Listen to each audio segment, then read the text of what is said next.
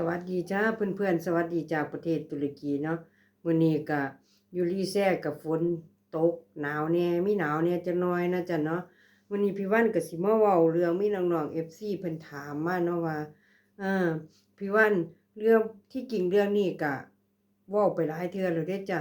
เออพี่วันหนูเป็นหยังคือเขาแอบบ้านหนูเป็นหยังเขาคือต้องให้เสียเงินว่าซั่นเด้อันนี้ก็คือสิมาบอกเว้าสู่ฟังเด้อจ้ะ ตอนที่พี่วันเล่นเนาะ4 ปีที่แล้วเนาะเออมันบ่ได้เสียเงินเดะจ้ะแต่ว่าตอนนี้ก็บ่รู้คือกันเนาะว่ามันได้เสียบ่แต่ว่าก็มีเพื่อนๆหลายคนเดะจ้ะว่าเล่นบ่ได้เสียเดะจ้ะเนาะเออมีมีพี่คนหนึ่งเพิ่นก็ว่าเลขเข้าไปเล่นก็บ่ได้เสียเงินเดะจ้ะอืมถ้ามันได้เสียเงินมันเฮาสุเวลาส่งแชตจังซี้มันสิเป็นภาพมั่วๆมันมาจากผู้บ่าวที่ผู้บ่าวส่งแชตมาหาเฮามันสิเป็นภาพมั่วๆ เฮาบ่ต้องไปเล่นจ้ะเลื่อนผ่านเฮาเล่นเฮาก็ไปหาเล่นคนที่ผู้บ่าวเพิ่นเสียเงินเพิ่นก็สิสามารถแชตเฮาก็สิสามารถเบิ่งได้เพิ่นสิแชตมาหาเฮา เพิ่นสิแชตมาหาเฮา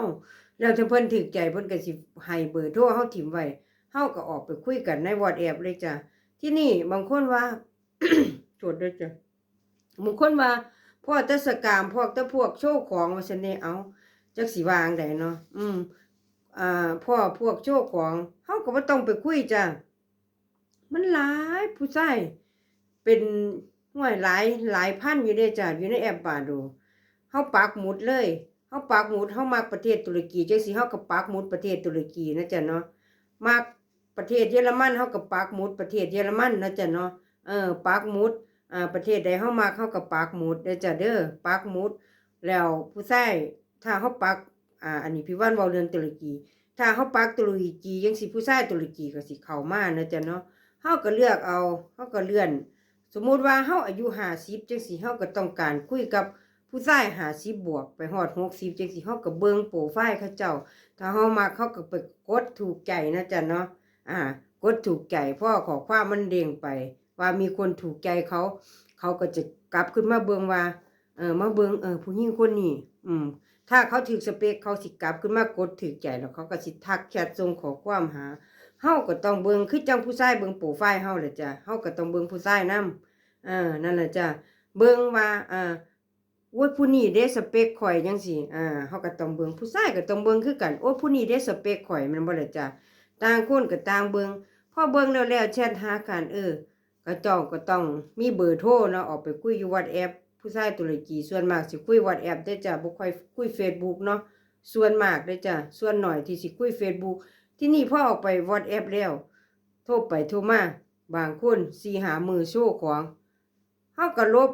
เบอร์เฮาก็เข้าใหม่จ้ะเข้าไปในบ้านดูใหม่จนกว่าเฮาสิพ้อคนดีๆพี่วันก็เจอคือกันมันอยู่กับความพยายามเฮาอยู่กับดวงเฮาบางคนว่าหนูเล่นมา4-5 ปีแล้วไม่เคยเจอตัวจริงนั่นแหละจ้ะคือดวงคุณบ่มีสามีต่างชาติสามีของคุณบ่ได้มาเกิดอยู่ทางไกลๆนะจ๊ะอยู่ทางไกลนะจ๊ะเนาะเฮาต้องยอมรับความเป็นจริงนำว่าวาสนาเฮาบ่มีเด้อจ้ะเด้อถ้าวาสนามีนี่ห้วยเพื่อนพี่วันหลายคนขนาด Facebook เพิ่นล็อกโปรไฟล์ผู้บ่าวก็ยังทักไปหาทักไปเป็นเพื่อนจนเพิ่นได้มาแต่งงานกันเท่าดูมื้อนี้นั่นแหละเจ้าดวงคนสิได้แล้วก็บางคนอยู่ซื่อๆอยู่ซื่อคือจังพี่วันขายของออนไลน์อยู่ซื่อพี่วันกับเขาคือกันบาดูแต่ว่าบ่ค่อยได้เล่นแฟนคนนี้หรือจะกระทักไปทิมเบอร์โทรไว้พอทัก WhatsApp เพิ่มเบอร์โทรกันก็มาคุยกันทาง WhatsApp คุยกันได้เดือนน้อยๆสามีเพิ่นก็ขอแต่งงานก็อยู่กินกันเท่าซุมื้อนี้นะจ๊ะเป็นกำลังใจให้สาวๆสายตุรกีเด้อจ้ะเด้อผู้บ่าวตุรกีถ้าพ่อคนดีๆน่ะสำบายไปจนตายแต่เฮาก็ต้องเบิ่งนะจ๊ะเนาะเฮาก็ต้องเบิ่งให้ดีผู้ดีมีผู้เลวมีแต่ว่าส่วนมากผู้ชายตุรกีเนี่ยถ้าเขาได้คุยว่าสิเป็นภรรยาแล้วเขาได้แต่งงานแล้วเขาสิดูแลอย่างดีเลยจ้ะสิมีอยู่1,000 คนที่มีคนหนึ่งมั้งที่สิบ่ดีปานใดโอเคนะจ๊ะบ่ดีปานใดนี่หมายความคือว่าเอาเมียมาจังซี่ก็บ่ค่อยพาเมียออกสังคมบ่ค่อยพาเมียไปนั่นไปนี่ก็มีคือกันจ้ะเฮาก็ต้องเบิ่งให้ดีเนาะคู่ไผคู่มันกรรมไผกรรมมันเฮ็ดกรรมดีก็ได้รับสิ่งดีๆนะจ๊ะเนาะ เฮ็ดกรรมบ่ดีก็บ่ค่อยได้รับสิ่งดีๆปานใดเป็นกำลังใจให้เด้อจ้าเด้อสู้ๆเด้อจ้าสู้ๆ